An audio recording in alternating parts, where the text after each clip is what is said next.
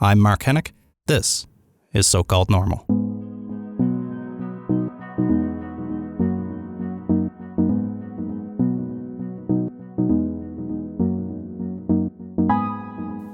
Hey folks, welcome to A Little Normal. This is a short version of our So-Called Normal podcast.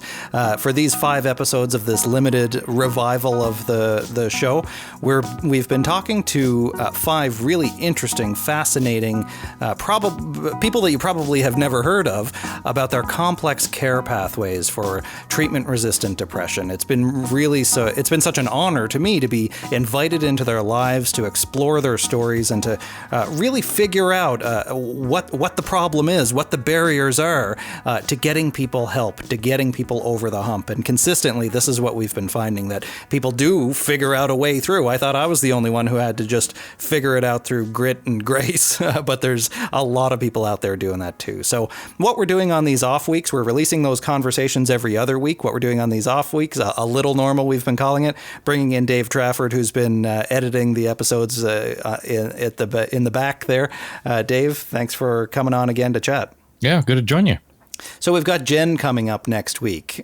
Jenn, really comes out strong talking about her anxiety from a very, very young age. And what really struck me, and I've got young kids, I've got 3 young kids, and one of them is a bit of an anxious kid. His temperament is just a bit more anxious than the other 2 are.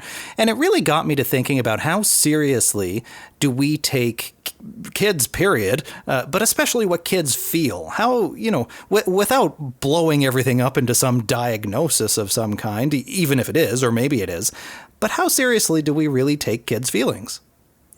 Well, that even comes more to the point in this story because you had to wonder how seriously the medical profession takes it, because I think at one point, she was told, okay, well, look it up on Google. Right. And Dr. Google, yeah. That was her direction. It was never mind a prescription. It was, well, you should look this up on Google to see what you should do about it. And again, I think you make the point that the doctor at the other end, probably that's about as good as it was going to get, given the nature of the training and their exposure to these kinds of cases. Yeah, I've long had a real issue, and I think people have accused me in the past of being anti-medicine or anti-psychiatry or anything like that, and I'm not. I'm a very close ally of the healthcare profession, but I'm a critical ally too, in that, generally speaking, our first line of defense, the first piece of advice we give people who are experiencing any kind of what might be a mental health problem or illness is talk to your doctor. Sure, that's good advice. You should talk to your doctor. But the chances are, based on physician training, your doctor might not know what the hell to do, or they have good experience, but they're probably not a psychiatrist if they're your family doctor. And it's not a coincidence that they're probably going to prescribe one of the same couple of medications that gets prescribed for everything, because that's the nature of mental health diagnosis and treatment. There is no test. We just prescribe a bunch of stuff, essentially, and see what happens. And that doesn't seem to be a very scientific approach. And again, to sort of take the step back, understanding that these are all the best of intentions. I mean, when Jenn made her first encounter with the doctor, her mom was there too. She was a young girl. So this was really family concern. Everybody was stepping up, seemed to think that they were all doing the right thing. And it turned into a rather longer journey for her than she would have wanted. Well, and that's what frustrates me, I think, and one of the primary motivators for doing these last 5 episodes, including Jenn's, is that everybody has great intentions. Everybody has, I think, probably both conscious and unconscious biases that play into this as well, parents and doctors included, that may present barriers to people. But I think that while everybody has great intentions, there's just no real clear pathway of, okay, how do we figure out what's going on here? How do we follow that through to actually address the problem? And then how do we resolve it? We're always one step behind the problem. We're always saying, okay, you're anxious, so here's this medication. Very rarely do we say, okay, you're anxious, let's get you into 12 weeks of cognitive behavioral therapy. We'll try to teach you some new coping mechanisms, and then we'll revisit and see if we need to do something else. I've actually never heard of that happening in the mainstream. So is that because there's a sense on the part of the practitioner then that there's too much guessing going on? That they don't have an answer, that they don't want to be shown to have any kind of level of uncertainty here? That's a really good question. We should have Dr. Brian Goldman over at White Coat Black Art talks a lot about this idea of, to call it physician ego maybe is a bit abrasive, because I don't think it's an insult by any means, but it's this idea that you don't want to be seen as not knowing something, that it seems to be very difficult, or at least I've noticed it's very difficult for medical professionals to admit that they don't know. But I think that's often the case here, that they do try to prescribe when we don't really know necessarily what's going on. And really, physicians, primary care physicians anyway, aren't always the most qualified person to figure out what's going on. They're highly qualified in a lot of things, but not necessarily in figuring out the thought distortions, for example, or the organization of somebody's life. This is why we need to bring in psychologists. To be a psychologist in Canada, at least, and elsewhere, you need to have a PhD level training in psychology. You wouldn't expect a family doctor to have 8 years or more of psychology training, because that's not their job. It's like you're sending somebody to a mechanic in order to address what's going on with their golf game. I just don't. It just doesn't seem like an appropriate match to me.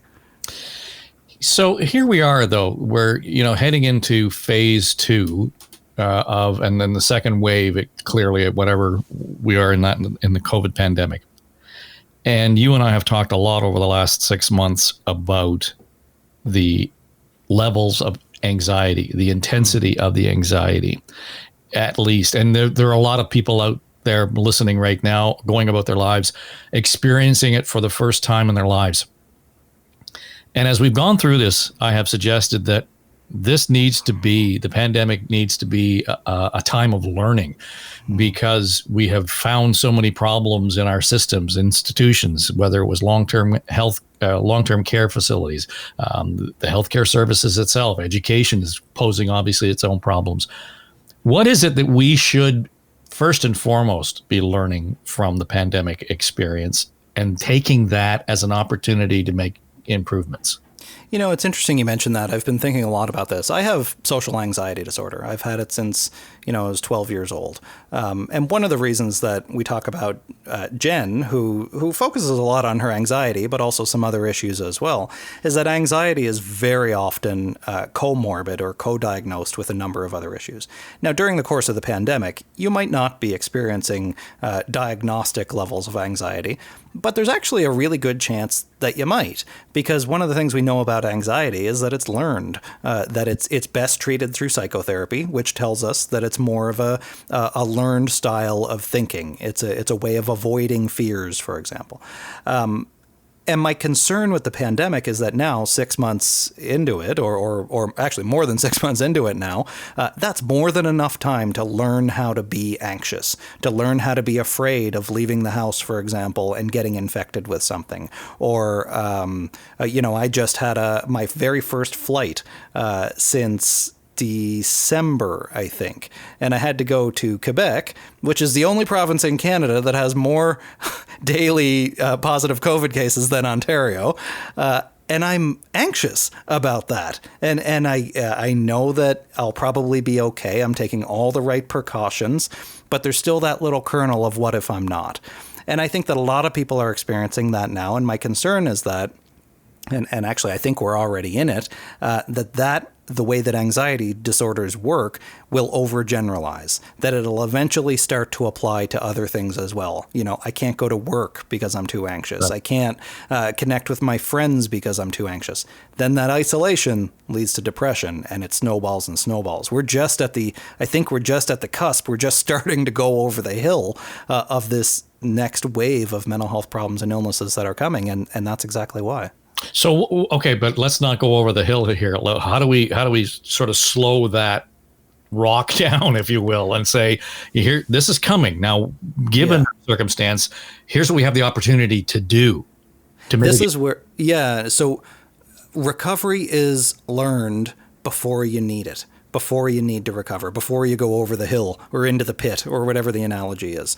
So this is really where, and this is what I had to learn. I use this idea all the time, and we heard it from all 5 guests so far, this idea that you just need grit, and grit isn't a coping strategy. Grit isn't the way that a mental health system should work, but the mental health system is broken, or at least was never built well to begin with, in Canada, the United States, and elsewhere. So people in recovery or struggling to recover or anticipating that they might need to recover really have no other choice but to figure it out, often on their own, or a community of us figure it out together.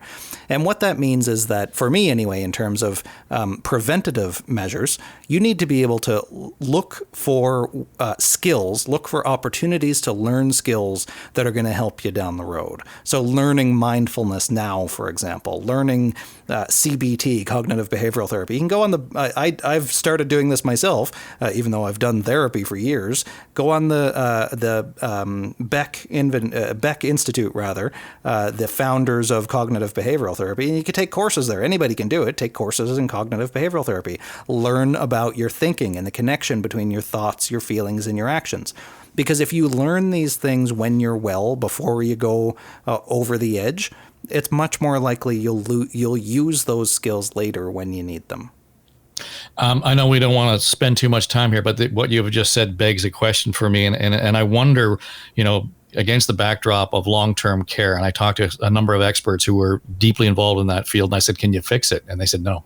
You can't fix long-term care. You've got to rebuild it. You got to break it and start all over again. And I wonder if, in the case of the mental health sector, that it's even probably more complicated, because it's not fixable because we never built it right in the first place. But the second thing is, the reason we didn't build it right in the first place is because ingrained in the system is a level of there's bias there. There's a certain level of stigma attached that's systemic within the system itself. It's not that, I'm looking at somebody with the mental health issues and stigmatizing them. The system itself stigmatizes. I think that's absolutely true. We talk all the time about fixing the system, and then we call for the government to put more money in, which, yes, I'm a big supporter of the government better funding mental health. There's no question that mental health services are still dramatically underfunded. Even if you just do a basic return on investment analysis, or you do a basic, if we put the money into mental health versus almost anywhere else, it's better served in mental health. Even if you do all that stuff, generally speaking, the mental health dollars are spent on the same broken system. It's spent on chasing the dragon, on lining up ambulances at the bottom of the bridge, on emergency care facilities, on more hospital beds, on essentially elaborating the institutional care system that didn't work 40 or 50 years ago. There's a reason why we dismantled the old mental health system of just institutionalizing people for the rest of their life, because it didn't work. But I think that we still have the remnants of that. We still have we're still haunted by the memory of that whole system.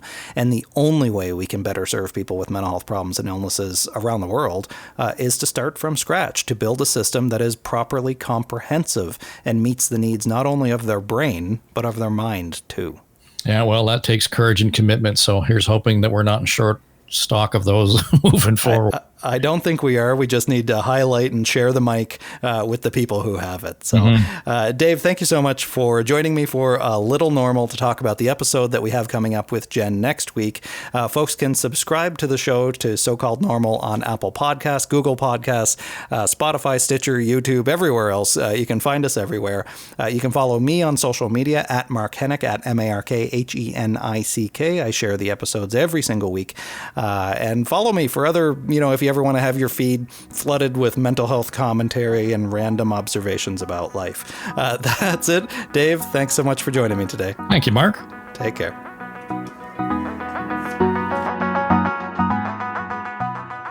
This episode of So-Called Normal is brought to you by an educational grant from Janssen Inc. Mark Hennick and the producers of So-Called Normal are solely responsible for the content of the episode, and the views and opinions expressed in this episode do not necessarily represent the views or opinions of Janssen Inc. The podcast content is provided for informational purposes only and is not intended as medical advice. Always seek the advice of your physician or other qualified health provider with any questions you may have regarding a medical condition, product, or treatment. Never disregard professional medical advice or delay in seeking it because of something you have read or seen in this podcast episode.